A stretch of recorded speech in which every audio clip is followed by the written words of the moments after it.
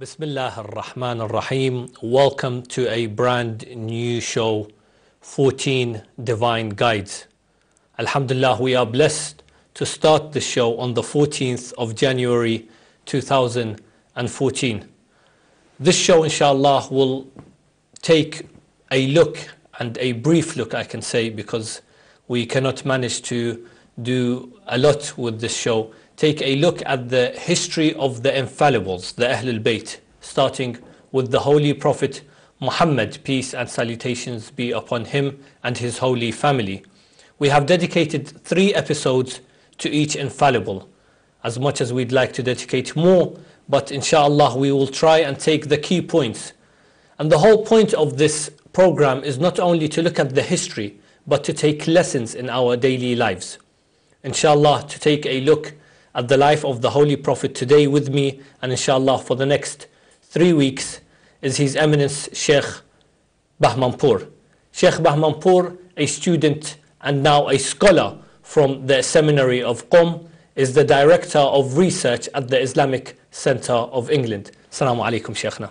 Alaikum salam wa rahmatullah, and my salam to all the viewers who are following this program. Thank you very much, Sheikhna, for joining us, and inshallah we will have you for the next 2 weeks, this being the 3-part series in looking at the life of the Prophet. And alhamdulillah, we are starting the show and we are entering the birth of the Prophet sallallahu alaihi wasallam, peace and salutations be upon him and his family. And we've just left the death of the Prophet being on the 28th of Safar. Before we look at the life of the Prophet, and before we look at the atmosphere and the city of Mecca before the birth of the Prophet, let me start by saying, even though I explained that the whole point of this show is to try and take lessons from the lives of these infallibles, and who better to take a lesson from than the Holy Prophet himself. To a certain extent, in a sort of small biography or brief summary, who was the Prophet, and how does the Quran explain the Prophet to us with his behavior, manner, attitude, character for us to look at? And why are we looking at the Prophet's life? Yes, Bismillah ar-Rahman ar-Rahim. Well, I have to thank you for providing this opportunity, and I have to thank Ahlulbayt TV for providing many people around the world with very beneficial and wholesome programs, alhamdulillah. Thank you.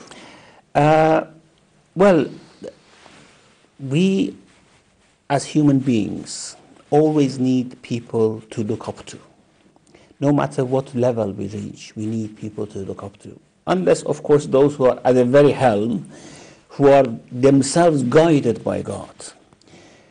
If you want to somehow divide people to groups, you can say that we have a group of people who are guided directly by God.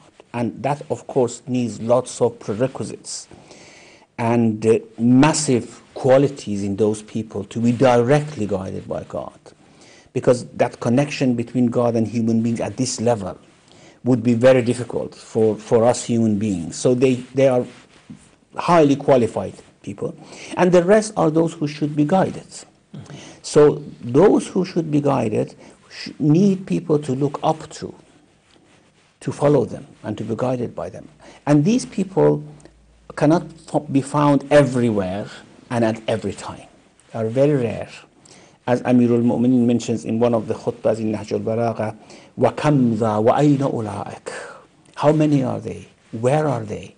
أُولَٰئِكَ وَاللَّهِ الْأَقَلُّونَ عَدَدًا وَالْأَعْظَمُونَ عِنْدَ اللَّهِ قَدْرًا. They are very few in numbers, but they are very great in their status with Allah subhanahu wa ta'ala.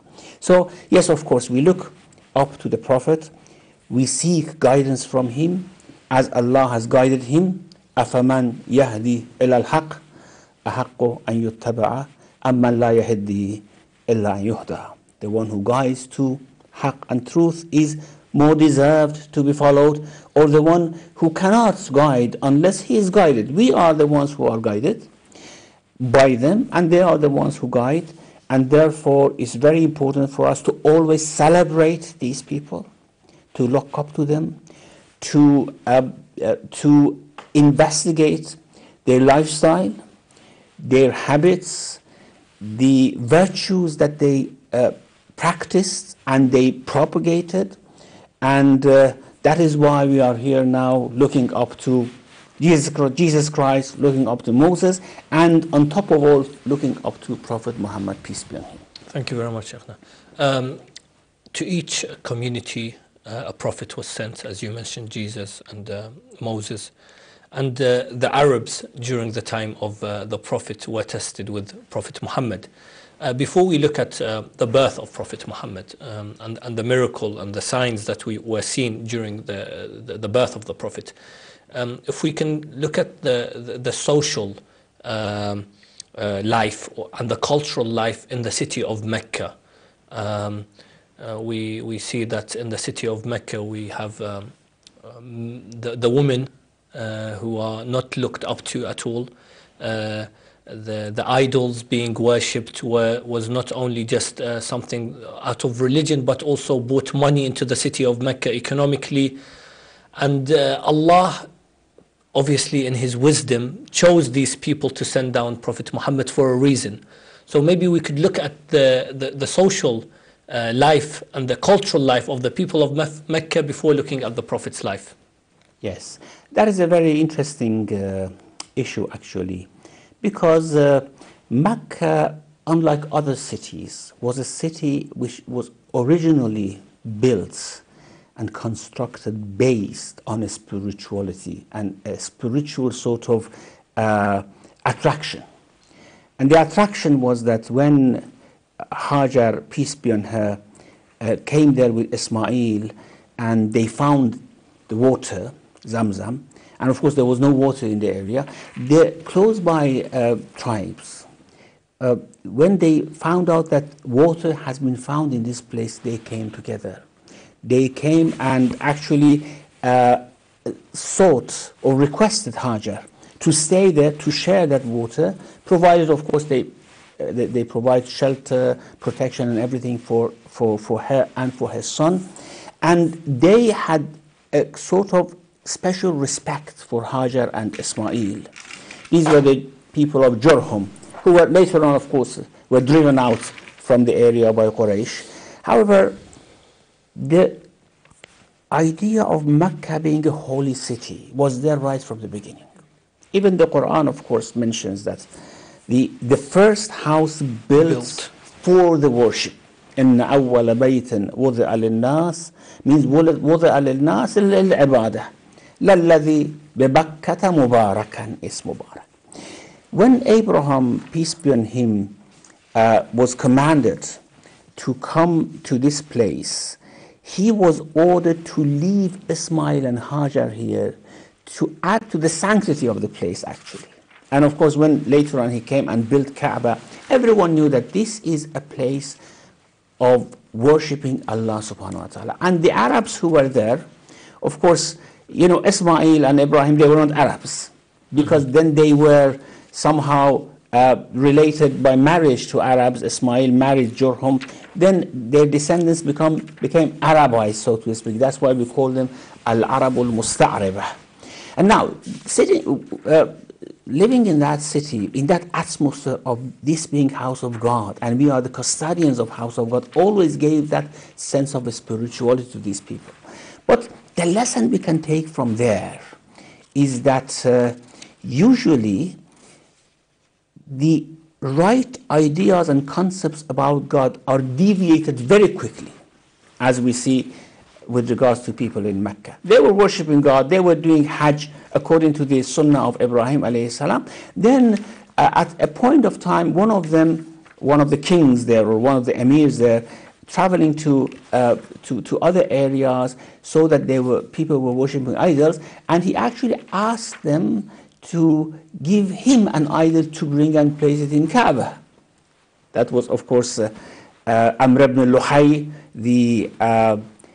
one of the descendants of Elias, who brought Hubal and placed it in Kaaba. And then others brought Hubal brought other idols and placed in Kaaba. However, everyone knew that this is the house of God, and idols are put there as shufa'a, intercessors between them and God. So Kaaba always retained its identity as house of Allah. And the Arabs, of course, worshipped Allah. However, they worshipped idols before Allah because they thought that idols are the ones who give them sustenance and everything. But the Quran mentions at points where they cannot seek help from idols, they sought help from Allah. That's when they are, for example, trapped in the sea and there is no one else that they could turn to, they turn to Allah. As it's mentioned in the Quran. Or وَلَئِنْ سَأَلْتَهُمْ مَنْ خَلَقَ السَّمَاوَاتِ وَالْأَرْضِ لَيَقُولُنَّ اللَّهِ. If you ask them who has created the heavens and earth, they say Allah. They believed in Allah because this was the religion of their forefather Ismail. They believed in Allah. However, they deviated. And that deviation was not only in religion, it was in everything else. It was in social issues, in terms of law, in terms of penal code, and many things. They had these deviations. And then they gradually they invented ideas that most probably they borrowed from other cultures. Like, for example, they thought that Allah has married jinn, and out of that marriage have come the angels. وَجَعَلُوا بَيْنَهُ, as we have in Surah Safat, وَجَعَلُوا بَيْنَهُ وَبَيْنَ الْجَنَّةِ نَسَبًا. They make a relation with God and with the jinn, and thinking that Allah has married jinn. All these are borrowed from other cultures. They are not merely invented ideas. وَجَعَلُوا بَيْنَهُ وَبَيْنَ الْجِنَّةِ نَسَبًا وَلَقَدْ عَلِمَتِ الْجِنَّةُ أَنَّهُمْ لَمُحْضَرُونَ. The jinn know that there is no nasab like that. They are responsible for what they do. And then they thought the angels are daughters of this marriage. They are alakum al-dhakar wa lahu al-untha. Or, for example, in another place in the Quran we have the fastaftihim alahum al-banun alahu al-banatu wa lakum al-banun am khalaqna al-malaikata inathan wa hum shahidun. These were all the ideas which were coming up, and we see these concepts in Rome, in Egypt, in Persia, in all other places, because these Arabs were somehow a bit backward, and other cultures were much ahead of them. Wherever they went, wherever they traveled, they borrowed these ideas and they brought it there. So we are actually, we have to visualize a society in terms of religion, which has a pure religion of God. And they believe in it. They believe in the Sunnah of Ibrahim, Sunnah of Ismail, and all these things. However, they have added things to it. They have borrowed concepts from other cultures and brought into it. And that's why those people who wanted to be purely followers of Ibrahim, who called themselves Hunafa or whatever, they rejected these additions, and they said that you are not following rightly the religion of Ibrahim. And that's why the descendants of Ismail, and especially people like Abdul Muttalib, like Hashim, like Qusay ibn Kalab, all the ancestors of the Prophet, they were very much respected by everyone. Despite all these deviations, they were very much respected. In terms of social relations, of course, we had a very terrible sort of situation. Wars were everywhere. Power had the final say. If you had power, you could crush anyone. If you didn't have a tribe, you see, justice had no way in the perception of the people. It's the tribe, the power of the which tribe tells who should do what. So if you don't have a tribe, we'll probably, inshallah, we'll talk about this later on, when someone, for example, came from a faraway place and he had no tribe, they could oppress them. And they did oppress them to the extent they wanted, because they didn't have any tribe. So no sense of justice. It was all the sense of power. And in spite of that, you see this mixture of good and evil. In spite of that, for example, things like muruwah, like generosity, like respecting the guest and honoring the guest. These were things which were very much praised by people in the area by Quraysh and other tribes. And that's why in the Quran, for example, they say that the virtues, if you talk about virtues, we are the ones who are the precursors of the virtues. And if there was any virtue in this religion, we would have believed in it. وَقَالَ الَّذِينَ كَفَرُوا لِلَّذِينَ آمَنُوا لَوْ كَانَ خَيْرًا مَا سَبَقُونَا إِلَيْهِ. If this was a virtue, they couldn't have preceded us, because we are the people of virtue. We have the murawwa, we honor the guest, we all do all these things. You see, there was a mixture of different evil and good. And that's why you mentioned why these people were chosen, or why the message came to these people. You see, those virtues were very important for these people to listen and to follow and to actually endure any type of torture, hardship, to follow the Prophet. What the Prophet did, he actually separated the evil and the good. He kept the good virtues and qualities, which these people were quite familiar with, and said we have to throw away the evil, and they accepted. So this was the type of society. In terms of women, because of those wars and plundering, the tribes attacked other tribes just to plunder and just to take their girls and their belongings. Their girls captive, they took slaves from them. And because it was a shame for these people to have their girls being taken by some other people, it became custom that girl was a point of disgrace, and sometimes they just killed the girls on the point of marriage. The Quran mentions it was not only that. Sometimes they felt that girls are only mouth, no hand. You see, the boys were both hand and mouth. They worked and they ate. What about the girls? They were only mouth, no hand. So they were first of all point of disgrace, and then they brought poverty. And that's why the Quran says, وَلَا تَقْتُلُوا أَوْلَادَكُمْ خَشْيَةَ إِمْلَاقٍ نَحْنُ نَرْزُقُكُمْ وَإِيَّاهُمْ إِنَّ قَتْلَهُمْ كَانَ خِطْئًا كَبِيرًا. Do not kill your children out of fear of poverty. So this was there. However, because Mecca was the center of that religion of Abraham, everyone, all tribes from all over Arabia looked up to this society, of course. Thank you. It's important that you mentioned Abdul Muttalib and Hashim. And there are many stories of Abdul Muttalib whenever he's asked to prove that he did not worship the idols and that he worshipped Allah, and he always mentioned that he was on the same religion as that of his forefathers. And even when choosing the name Muhammad, there's a narration, a beautiful narration that says, when asked why did you choose the name Muhammad, Abdul Muttalib would say, I wanted that Allah would praise him in the heaven and his creatures would in the earth. The name, obviously the meaning of the name Muhammad.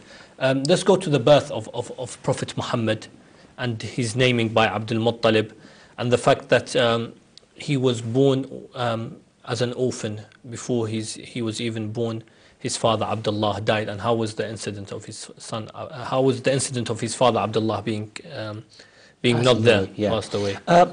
Well, first of all, about Abdul Muttalib or Abdullah, or even when we go up to Hashim, Qusay, Lu'ay, Ka'ab, there are not only it's a matter of belief. Of course, in Shia faith, we believe that all the fathers of Prophet were monotheists, and they were pure people. And sometimes this verse in Surah Shu'ara, الَّذِي يَرَاكَ حِينَ تَقُومُ وَتَقَلُّبَكَ فِي السَّاجِدِينَ. So put your trust in God who sees you when you wake up, and when you were turning from one loin to another loin in sajideen. That means all your forefathers were sajideen. This verse is actually sometimes interpreted as being, and it has been interpreted by our Aimma alayhi salam, that alluding to forefathers of the Prophet, that they were all sajideen to Allah subhanahu wa ta'ala. However, if we put this somehow faith-based idea aside, there are lots of evidence that these people were not idol worshippers. As I said, idol worshipping went hand in hand with worship of God. There were those who respected God, worshipped idols, those who rejected idols and purely worshipped God. And these were all the ancestors of the Prophet, peace be on him, were like that. Now, with regards to people like, for example, Abdul Muttalib, especially Abdul Muttalib, we have many evidence which shows that he was a highly spiritual person. Just take the example of Zamzam. You know, after the Khuza'a from Quraysh defeated Jurhum in Mecca, and they ran away. Because Jurhum, we know that at the time when Ismail came there, Jurhum came there as well, and they married, Ismail married one of their daughters, and then the generation or the progeny of Ismail came through Jurhum. But later on, Jurhum became very oppressive. And for that reason, other tribes tried to remove them from Mecca, and they did. Now, when they were leaving, the leader of Jurhum, there were two golden deers statues made of gold placed inside Kaaba, and many other gold things. He actually threw them in Zamzam to hide them, and then actually put level Zamzam with the ground, and Zamzam was lost for several decades. Zamzam was lost, and no one could find it. Amazingly, the Arabs looked for Zamzam for several years. They couldn't find it. And it was shown in a dream to Abdul Muttalib, the place of Zamzam. And he went and actually dug the place, brought out those golden things and put them back in Kaaba, and the water came out. This shows that he had a spiritual position there. Now, he knew very well about the position of the prophets, that he is going to become a prophet. And he is going to reject all the idea of idols. There were several instances that, for example, some of the sorcerers or physiognomists who look at face of people and told their futures, they mentioned that, one of them even mentioned that Halima actually once took the Prophet, peace be on him, to one of these markets, Suq al-Ukav, and a lady sorcerer, looking at the face, shouted, "Come and kill this person, this child, because this child is going to destroy your religion and to kill your prominent people." And as she was saying that, Halima just snapped the Prophet and ran away, and they couldn't find him anymore. And many of these had mentioned this to Abdul Muttalib as well, but Abdul Muttalib right from the beginning himself knew. Now, let me just cite one example in the history, if you have time. Yes, we have just 3 minutes, so yes, that's enough. I just wanted to also mention that some people say, you know, a lot of the time the Prophet was seen by a Jewish person or a Christian person, where they saw the signs that they said he was a prophet. To Abdul Muttalib or sometimes to Abu Talib. Does that mean that they did not know or they knew before? Who? Abdul Muttalib? Yes. Yeah, they knew it very well. Maybe I will read that quote afterwards. After the break, hopefully. We need some time for it. But they knew it very well. However, others would have mentioned, even Abu Talib, for example. Yes. We have this story of Bahira, when he traveled to Syria and took the Prophet when he was 12 years old. We have that story, and Bahira told him that he is going to become a prophet. It doesn't mean that Abu Talib didn't know. No, that's my question, yes. What Bahira warned Abu Talib about was that if you take this boy with you to Syria, and some of the Jewish scholars seeing he may be in danger, so take him back to Mecca. This was the warning. It doesn't mean that Abu Talib didn't know. Now, when I mention that quote, it becomes very clear that Abdul Muttalib and also other ancestors, Hashim, Qusay, they knew that the Prophet is coming from their progeny. And if that was the case, Abu Talib was quite aware of the fact that Muhammad, peace be on him, is going to be a prophet, and many others knew it. It was quite widespread that this was going to be the case. However, I'll mention that quote after. We'll do that after the break. Just a quick point as well to mention: the birth of the Prophet, the actual date. There's two references. We have the Unity Week where we say that we'll take both. Just a quick reminder, why is there two references with regards to the birth being the 12th and the 17th? Well, you see, the point is that the history at the time of the birth of the Prophet, of course, was not written history. Thank you. It was the oral history. And mistakes may have happened there. So whether 17th of Rabiul Awwal or 12th of Rabiul Awwal or other dates are mentioned as well. Even about the year of his birth, there are some doubts. Which year, for example? Of course, they say Amul Fil. But when was Amul Fil? Yes, what date? Some say it was 580 AD, some say 573 AD. But anyhow, I don't think these are very important. Because this was oral history which was written later on and afterwards. So these mistakes may have taken place, but that's not very important. Thank you. Just wanted to mention that to clarify it. Of course, the 12th or the 17th, we at Ahlulbayt TV and most Shias, we have the Unity Week which starts from the 12th to the 17th. Inshallah, we will go for a short break. When we come back, we will continue on the life and the biography of the Holy Prophet with Sheikh Bahmanpour. We'll see you in a few minutes. Wassalamu alaikum wa rahmatullahi wa barakatuh.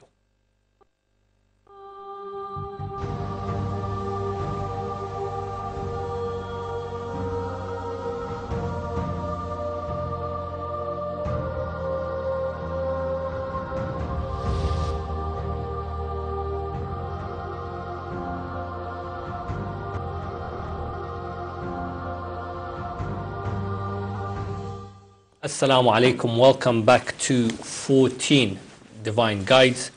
Today, the first episode with Sheikh Bahmanpour. Inshallah, we are discussing the life and biography of the Holy Prophet Muhammad, peace and salutations be upon him and his holy progeny. We have managed to speak about the society, the social and cultural life of Mecca at the time of the Prophet's birth. And we, before the break, we mentioned the belief of Abdul Muttalib, Hashim, the lineage of the Holy Prophet. And we mentioned that we will mention a speech mentioned by Abu Talib, the uncle of the Prophet Muhammad sallallahu alaihi wasallam, at the time when he wanted to ask the hand of Khadija, which sort of, I think, proves our point about the belief of Abu Talib. Yes, that's true. It's not only this, but there are many other evidence, but this is a very, very clear evidence that when actually Abu Talib wanted to ask for the hand of Khadija for the Prophet, peace be on him, the khutbah that he actually recited was this: Alhamdulillah alladhi ja'alana min dhurriyyati Ibrahim wa zar'i Ismail wa dha'dha'i Mu'ad wa unsur Mudharra. Now, all these ancestors, of course, were holy people. And the awareness that they had, that they are from Dhurriyyat Ibrahim, and they are on the faith of Ibrahim, was very important. And then about the Prophet, he says, ثُمَّ إِنَّ ابن أخي هذا محمد بن عبد الله صلى الله عليه وسلم لا يوازن برجل من قريش إلا رجح به. He is not compared to any man of Quraysh unless he has the higher qualities. ولا يقاس بأحد منهم إلا عظمان. And he's greater than him. وإن كان في المال مقلا. Although he is not very rich. And this is very important. The Prophet actually did the whole business of traveling to Syria and taking the business for Khadija just for 2 camels. So he was very poor actually. And Abu Talib was very poor. I mean, there is a hadith from Amir al-Mu'minin saying that Abi sada faqiran wa ma sada faqirun qablo. My father was a master and leader in poverty, and no one was a leader in poverty before my father. So this poverty was there. However, what Abu Talib says here, he says, although he doesn't have much money, فَإِنَّ الْمَالَ ذِلٌّ زَائِلٌ. Money is just like a shade being removed very quickly. وَعَارِيَةٌ مُسْتَرْجَعَةٌ وَلَهُ وَاللَّهِ. This is what I want to mention as an evidence. وَلَهُ وَاللَّهِ خَطْبٌ عَظِيمٌ وَنَبَأٌ شَائِعٌ. He has a great uh, future. And this is to mention that this was before he was a prophet, before his prophethood. When he was 25 years old. 25. A great future. And widespread news, widespread awareness, that everyone is aware of what is the future of this. And Abdul Muttalib, for example, in many places he said that lahu sha'nun azim. He has a great status, and actually advised everyone to be kind to him, to be attentive to him. Even when he wanted to pass away, he asked his sons, who will take care of Muhammad after me? And this was very, having all those grandsons and grandgrandsons, grandchildren, Abdul Muttalib was very much, of course, connected and attached to the Prophet, peace be on him. And Abu Lahab said, I will take care of him. And Abdul Muttalib said, you just do not harm him. That's enough. That's enough. I don't want you to take care of him. Abbas said, I will take care of him. And he said, you are a harsh man. I don't want you to take care of Muhammad after me. And when Abu Talib said, he said, yes, you are the right person to take care of Muhammad. So he just didn't leave it to his uncles to take care of him. He himself appointed someone to take care of Muhammad, peace be on him. Now, the news was widespread.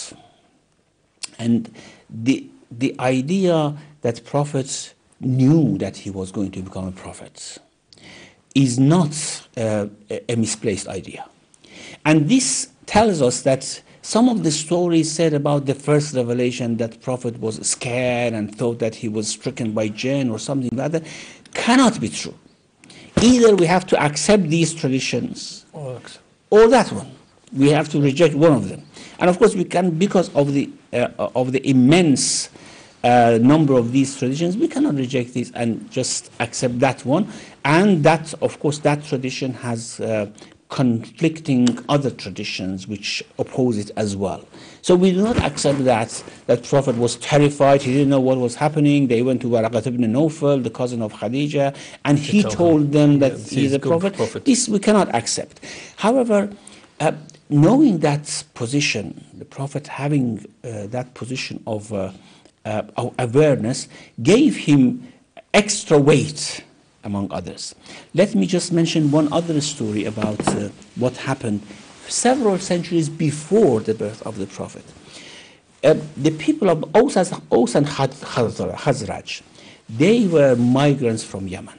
After this incident of Saba and the Ma'rab dam being destroyed, many people migrated, and Khazraj and Aus migrated from Yemen to Yathrib. At that time it was called Yathrib. Later on it became Medina.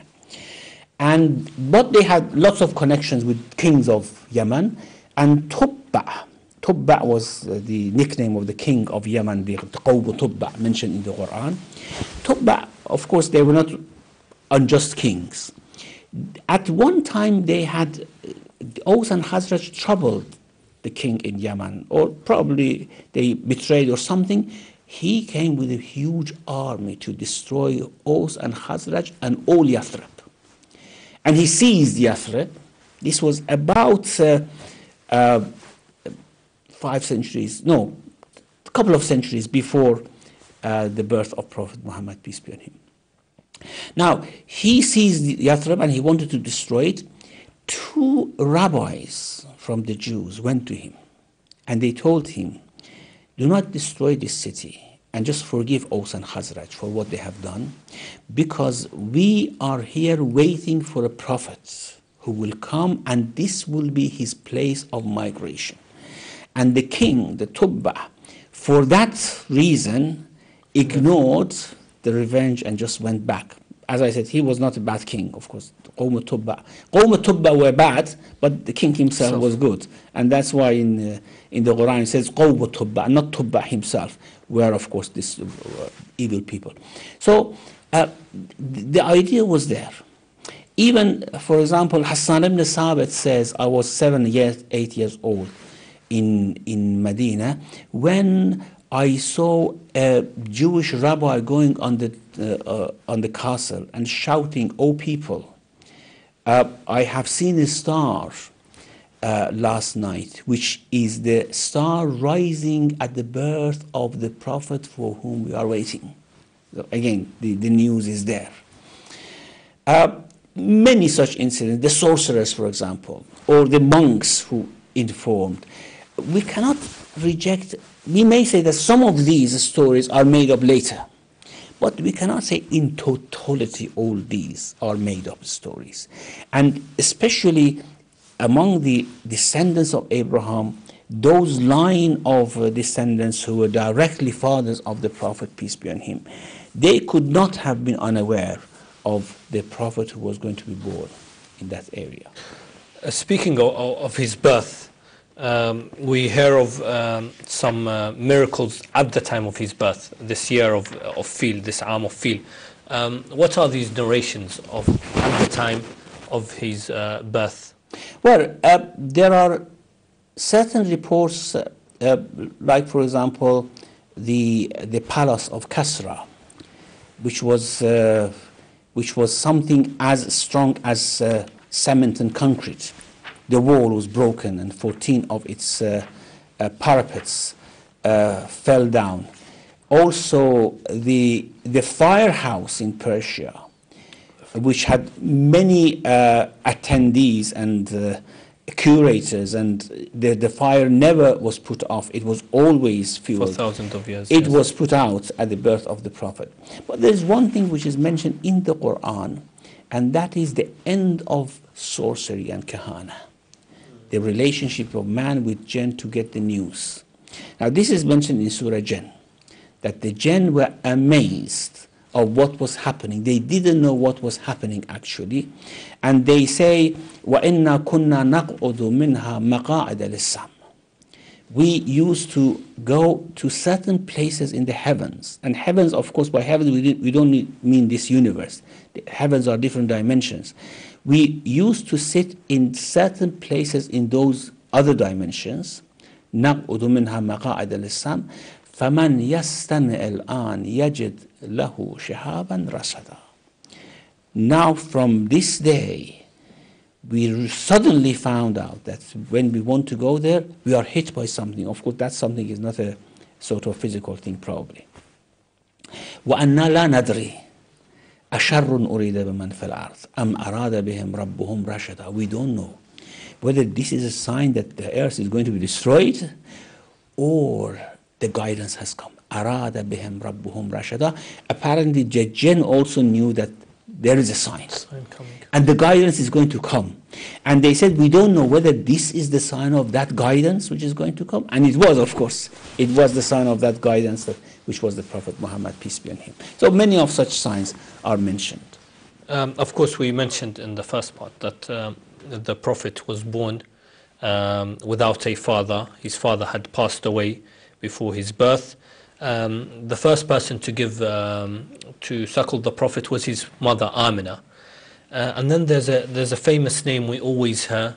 This is a name I always hear, which is Halima. Mm-hmm. And Halima undertook the breastfeeding of Muhammad, the Prophet Muhammad, because Amina was sorrowful for her husband. And Halima has a special status for, even afterwards the Prophet mentions her and says, may Allah bless Halima. And she is mentioned, I remember even when we were children, her name is always a name that is mentioned when we read the biography of the Holy Prophet. Why is this given such importance in most biographies of the Holy Prophet? Well, before going to that, about Amina, peace be on her, she mentions in many traditions, reported by Shia and Sunni, that when Prophet, peace be on him, was born, she saw a dream, a light. Mm-hmm. She saw a light, which actually illuminated in a way that in the light of that, she could see the palaces of Busra and Sham. Now, usually what we think about this sort of a story is that there is a light which comes. But no matter what strong light comes, you cannot see as far away as several hundred kilometers. This is not the light that we think. This is not the physical light. This was the light which came with the Prophet, the light of heart. That it was so strong that at the time of birth, it actually illuminated the heart of his mother as well. This is very important because usually when we talk about these sort of stories and light coming with the Imam or with the Prophet, we think it's just like, for example, illuminating lights like a projector or something like that. No. أَفَمَنْ شَرَحَ اللَّهُ صَدْرَهُ لِلْإِسْلَامِ فَهُوَ عَلَى نُورٍ مِّن رَبِّهِ. Is the one who Allah has opened his chest, and he's on a light from the Lord. That light, because it actually enlightens many things in the spiritual world, is actually simulated to this light that we have here, which enlightens, for example, the physical world. It was so strong, the light which came with the Prophet, the spiritual light, which even the heart of Amina was illuminated. And she said that I could see things far away. I could see things far away, which physically is not possible. Now, with regards to Halima, we know that, as you mentioned, father of the Prophet, peace be on him, Abdullah, had passed away when he was very young. Of course, he was probably only 25 years old. He passed away on one of his business trips, and Amina, although she was sorrowful, but the reason for giving the children to wet nurses to be brought up in the desert was not because the mothers didn't have milk themselves.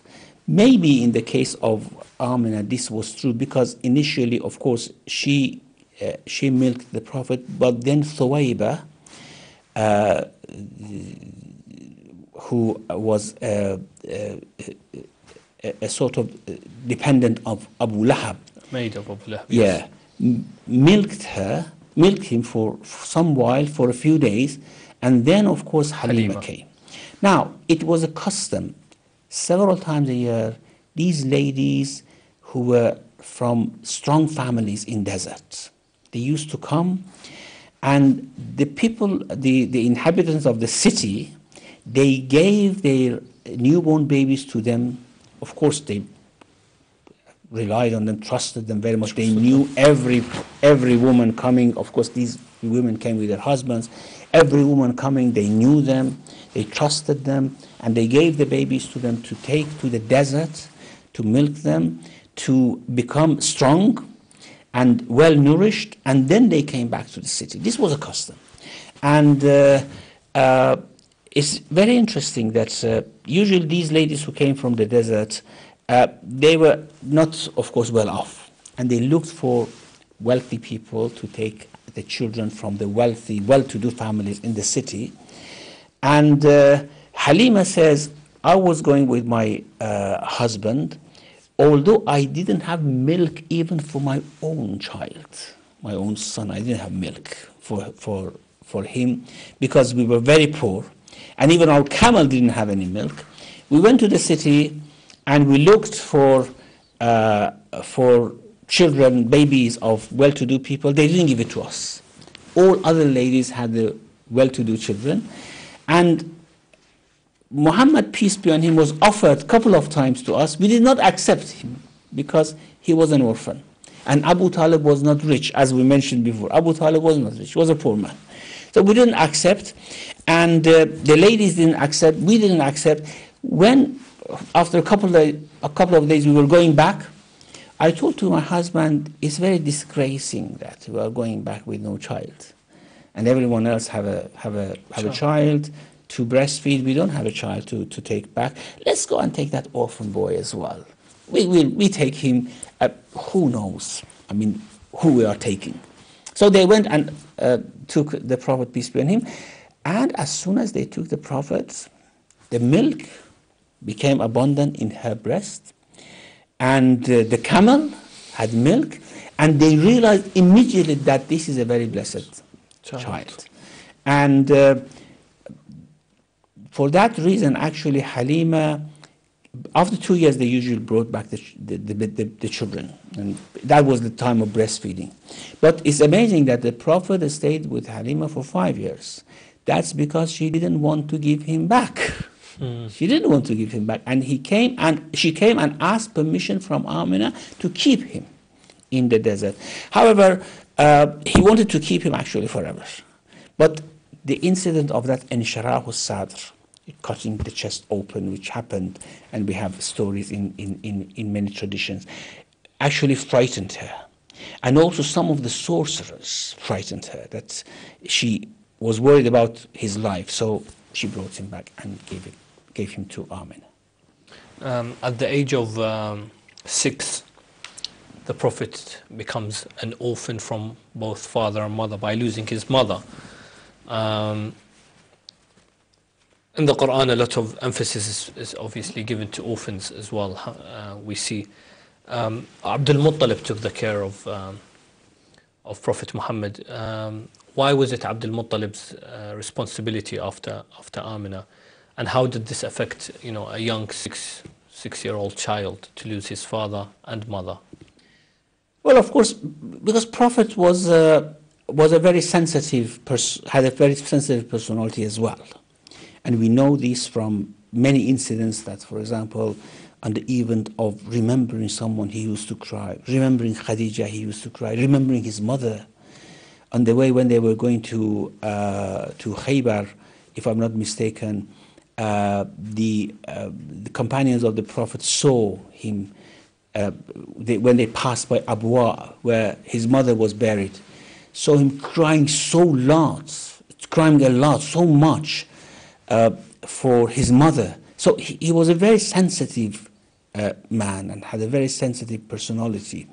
Therefore, losing father, of course, he had lost his father before birth, and losing his mother at the age of 6 should have affected him greatly.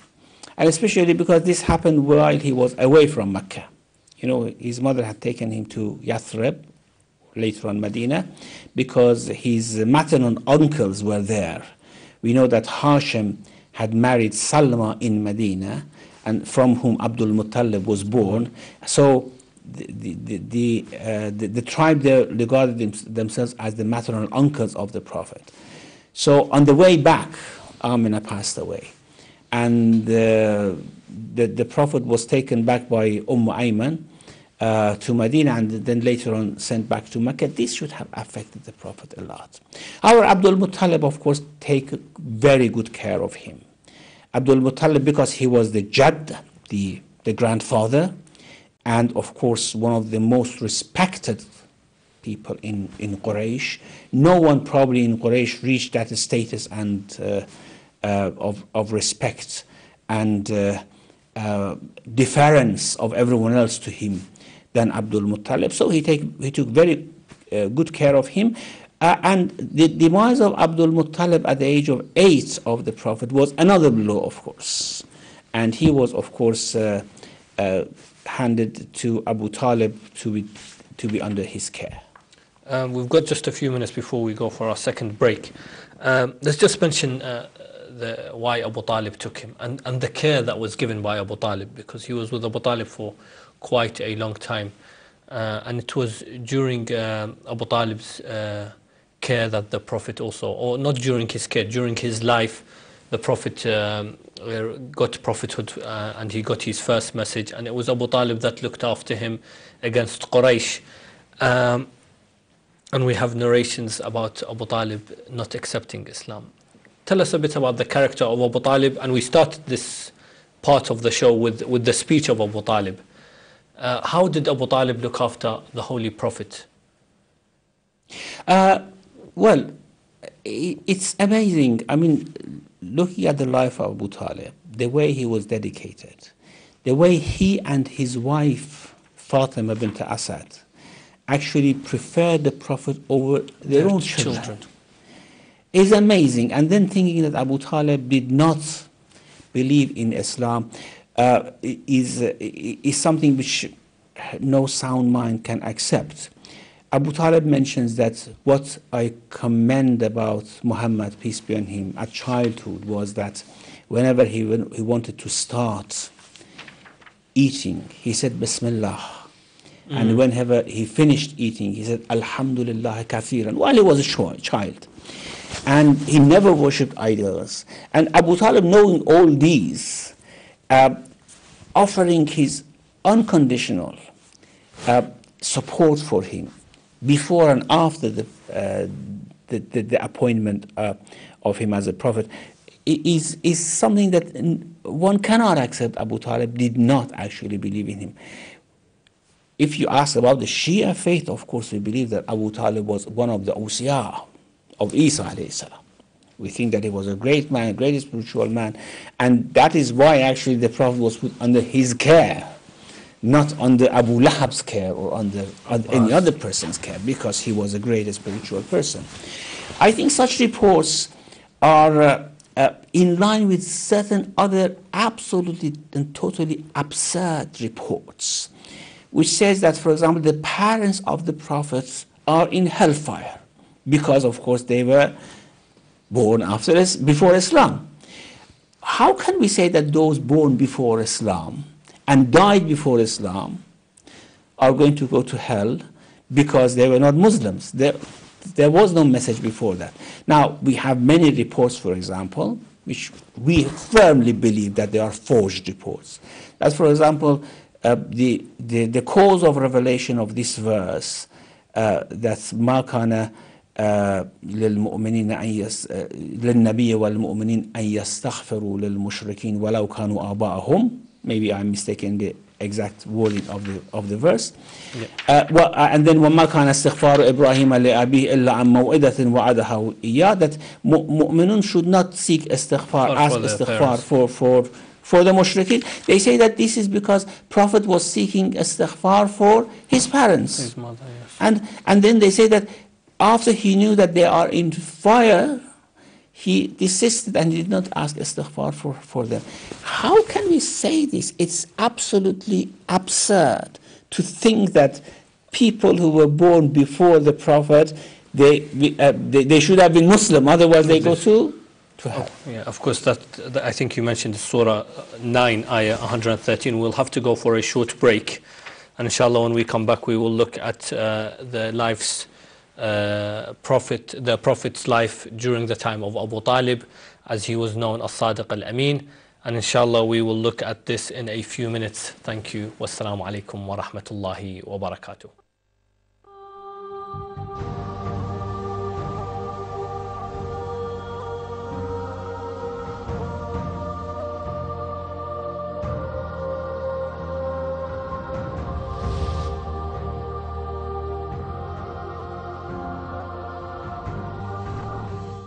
Assalamu alaikum, welcome back to 14, this brand new show looking at the lives and the biographies of the 14 infallibles. This is our first episode. We are looking at the life of the Holy Prophet. As mentioned, we are joined by His Eminence Sheikh Bahmanpour, and inshallah this will be a three-part series in looking at the life of the Holy Prophet. We've come to the stage where the Holy Prophet is now under the care of Abu Talib. Of course, not everything is mentioned throughout this time, obviously, but the main points that are mentioned in history books are his travels with Abu Talib. When Abu Talib went for trading, whether it was to Sham and other places. If we can, at those times, why would Abu Talib take Muhammad with him, a young boy? That's very interesting, because usually a boy of 12 years old is not taken with the business caravan, because it will be a hindrance, or the journeys were very, very difficult, and especially when the weather was not good. Abu Talib actually never left Prophet alone. He was afraid, and he was afraid about his life. He wanted to protect him, and even he mentions that even at nights I made him sleep in a place that I could actually look after him. And the history mentions that he was hesitating whether to take the Prophet with him or to leave him. And eventually he decided to take the Prophet, because Prophet himself was quite eager to go with Abu Talib. And Prophet also did not want to pass from Abu Talib. And of course, when they went on the way, we have that story of Bahira, which I guess all our viewers know, that there was, of course, just close to Busra, about 6 kilometers or 6 miles to Busra, there was a monastery in which a monk lived called Bahira. And this caravan usually went every year they went, and this Bahira didn't talk to them. On this occasion, Bahira saw something is different, and he saw that the caravan is coming and a piece of cloud are coming with them. And this was a sign that he knew. And therefore, he actually went down and said, I would like to invite you, all of you, to have food with me. And they were amazed. They said, we have been passing by this monastery for several years, and you never have even spoken to us, let alone inviting us. He said, well, this time I would like to honor you as my guests, and please do come. And when they went, they saw that he was looking at everyone very carefully. And then he became a bit disappointed. He said, is it all of you who have come here? Haven't you left anyone behind? They said, yes, just a boy of 12 years old we have left with our luggage and our property. And he said, I want him to come as well. And when the Prophet went in, of course, he was a boy of 12, quite shy, not speaking very much. The personality of the Prophet was like that. He didn't used to speak much, or he was somehow more inside himself rather than spending time talking to others. And Bahira, the people say that we were amazed. Bahira actually didn't take his gaze from him. And then he told him that, I want to ask you a couple of questions. He said, yes, of course, anything you want to ask. He said, I want you to swear for me by Lat and Uzza that you tell me the truth. And the Prophet said, I never swear by Lat and Uzza, and they are the most hated things on the earth for me. And Bahira saw this as a sign.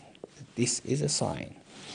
And then there were other signs that he checked, like, for example, the mark on the back and these things. And then he said to Abu Talib that, be careful, don't take him. I advise you, do not take him. The history differs. Some say that Abu Talib very quickly went and came back, and some say that he sent him back with some of his servants to Mecca. However, the reason Abu Talib took Prophet with himself was because he did not want to leave him alone.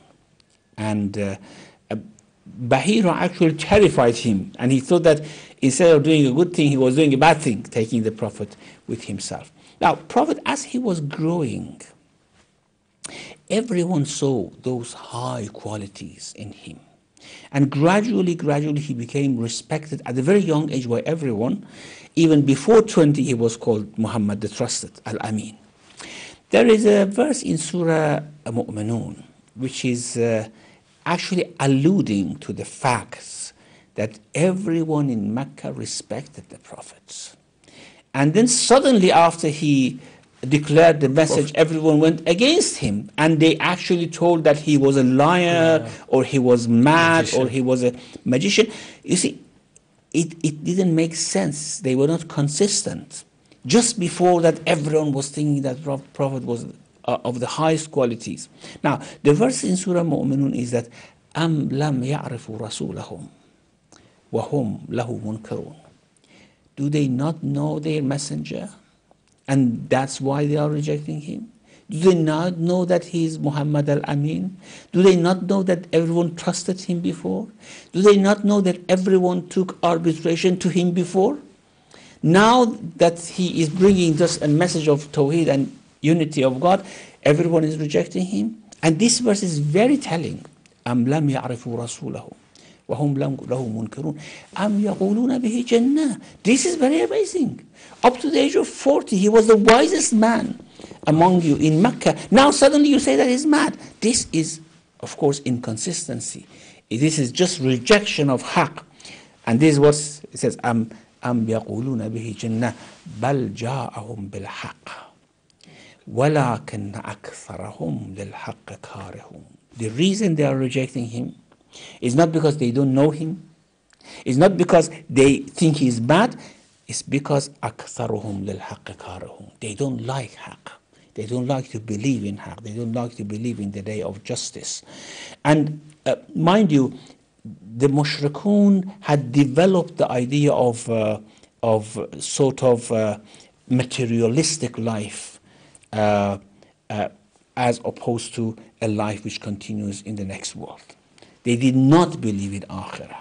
And this is why they used to reject the Prophet as well, that there is no day of justice. وَقَالُوا إِنْ هِيَ إِلَّا حَيَاتُنَا الدُّنْيَا نَمُوتُ وَنَحْيَا. This is just وَمَا يُهْلِكُنَا إِلَّا الدَّهْرُ. It's just the nature. The nature brings us, the nature takes us. There is nothing after that. This did not like. They did not like this, that someone comes and tells them that there is a day of justice. بَلْ أَكْثَرُهُمْ لِلْحَقِّ وَلَكِنَّ أَكْثَرَهُمْ لِلْحَقِّ كَارِهُونَ. Now, he developed those qualities. We remember, of course, the instance of destruction of Kaaba by flood.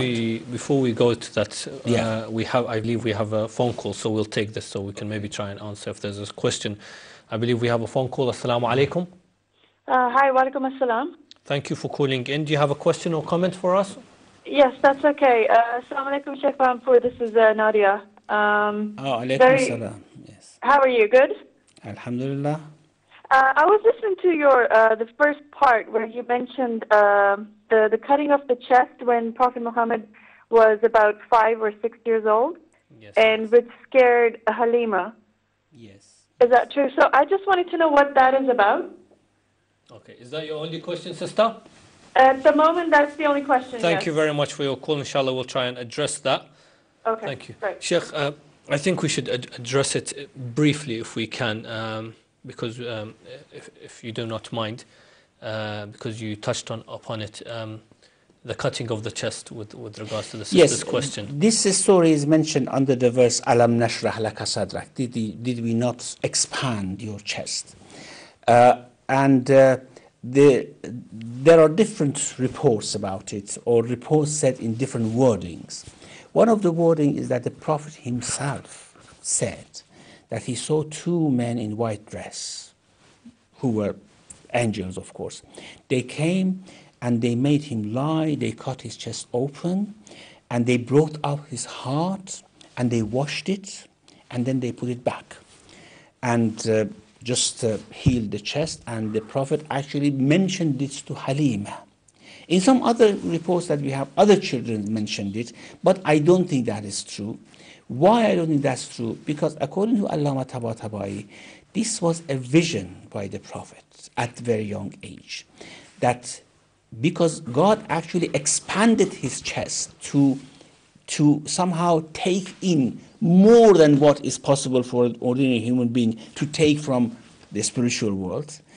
And this happened at that age for the Prophet, at the age of 4 or 5. And Prophet actually, although this was done in the spiritual world, and this was done by the angels, Prophet became aware of it at that age, having a vision, not a dream, a vision, a sort of vision in wakefulness. He had that vision that this happened.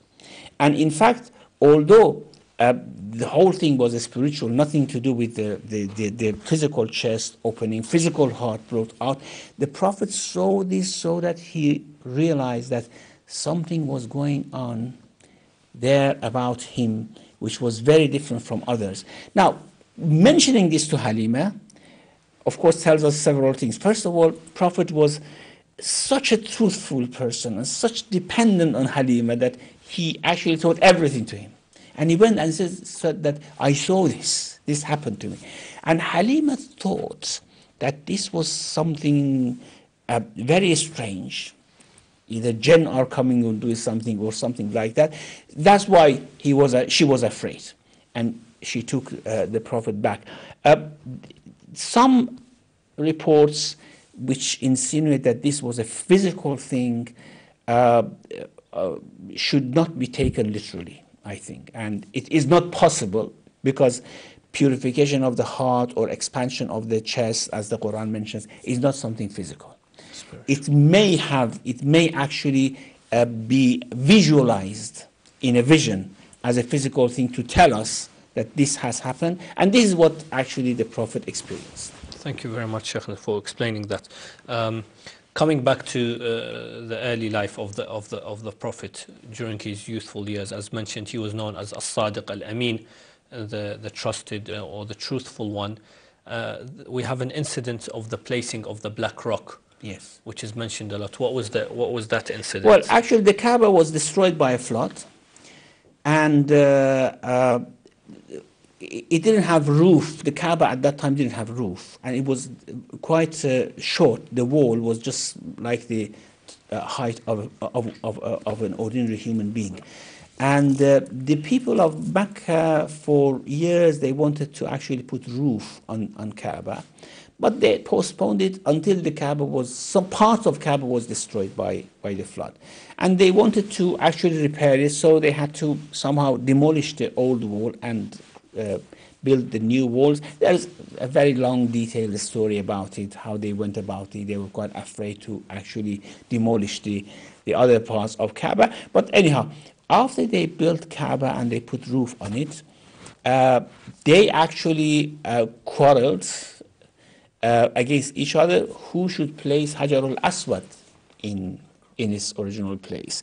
And because this was a great honor and it was going to remain in future generations, that, for example, it was such and such tribe that placed Hajar al-Aswad on the hole, which was prepared for it, they started to quarrel. This went for several days. Actually, they prepared for war. And they made covenants with each other, the people of different tribes, that if they don't give us the honor, we are going to fight. Eventually, probably he was Walid ibn Mughayra, they went to him and said that, what should we do? He said that, okay, what I say is that because we don't want any particular arbiter to go to, because any particular arbiter is from any one tribe. So the first man who comes into the mosque, we make him the arbiter. Whatever he says, we follow. Yes. And incidentally, the first person who came, although we may say there are no accidents in the world, it may have been somehow planned by Allah, was Prophet Muhammad, peace be upon him. Now, he was about 20 years old, and they actually told him, you tell us, you be our arbiter, what to do. And he, very famously, he said that bring a blanket or a rug or something, and he put Hajar al-Aswad in the middle and said to all tribes, take one corner of this blanket or rug. And in that way, every tribe was actually contributing to putting the Hajar al-Aswad in place, and eventually the Prophet, with his own hand, put it in place when every tribe contributed to that. So in that way, all the rivalry actually did go away. The other thing which we can talk about with regards to qualities of the Prophet was his bravery and his justice-seeking quality. He could not see oppression going on without taking any action.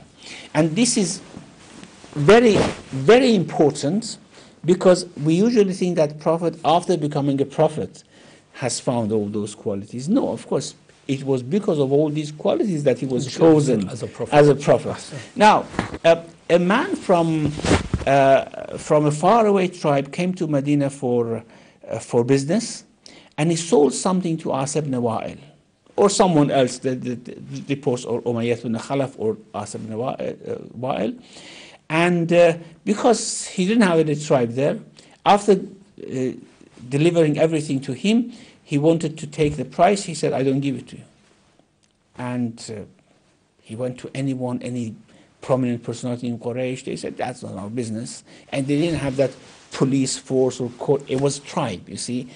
The police was tried, the judge was tried, the court was tried, and because this man didn't have any tribe, and he had come from far away place, and his tribe couldn't come and help him, so everyone said that it's not our business. Now, the Prophet, peace be on him, with some other very noble people, they came together, and they said that this cannot be done here in Mecca, and we should take the right of this person. They made a covenant, a pledge with themselves, which was called health. And they said that لا ظلم لغريب, or لا يظلم غريب. We would not allow any person who comes, any stranger here, to be oppressed. And they actually built a strong group. This is called Half al-Fudul, after some other pledge which was actually done before that. And the Prophet says that I was present in a pledge in the house of Abdullah ibn Jud'an, that if I am called to that even today, after the Prophet, I would respond, وَمَا زَادَهُ الْإِسْلَامِ إِلَّا تَشْدِيدًا. And Islam has only strengthened that health or that pledge. Because this is what Islam is actually advising us, helping the oppressed, fighting against the oppressor. And they went to As ibn Wa'il, they took the money, they gave it to the man, and after that no one actually dared, knowing that this was happening, no one dared to oppress anyone who didn't have any tribe in Mecca. Thank you very much. Well, that's very important, I think, to mention those 2 points.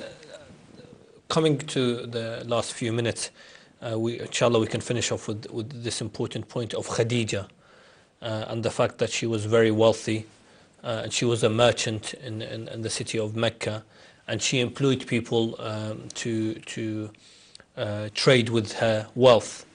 And with the advice of his uncle Abu Talib, the Prophet traded with the wealth of Khadija and then ended up marrying Khadija. In the last 3 or 4 minutes, can we mention a few of these points as to the wealth of Khadija and the trading done, and why the Prophet was chosen to trade with Khadija's wealth? Actually, because Prophet was very poor, Abu Talib was looking for a business for the Prophet, and because he was very famous for his trustfulness and for his qualities, as soon as Abu Talib went to Khadija actually and said that, would you give some business to my nephew? And Khadija immediately accepted. She said, yes, of course, by all means, I give some business to him because of his reputation. His reputation. And the important thing is that Khadija had many suitors, like Uqbat ibn Abi Mu'ayt, who was one of the most prominent people of Mecca. And because she was quite wealthy and one of the richest people in Medina, actually. Many reports have it that she had married before and she had lots of wealth from her husband before that, and she herself was one of the richest people even before that. And this shows that actually, although the status of woman was suppressed in certain areas in Mecca, in other areas, people like Khadija, women like Khadija, had their own autonomy in their business. But Khadija did not actually respond to the request of those suitors who were very rich and very prominent. Instead, she actually preferred to marry one of the poorest men in Medina, in Mecca, the Prophet, peace be on him.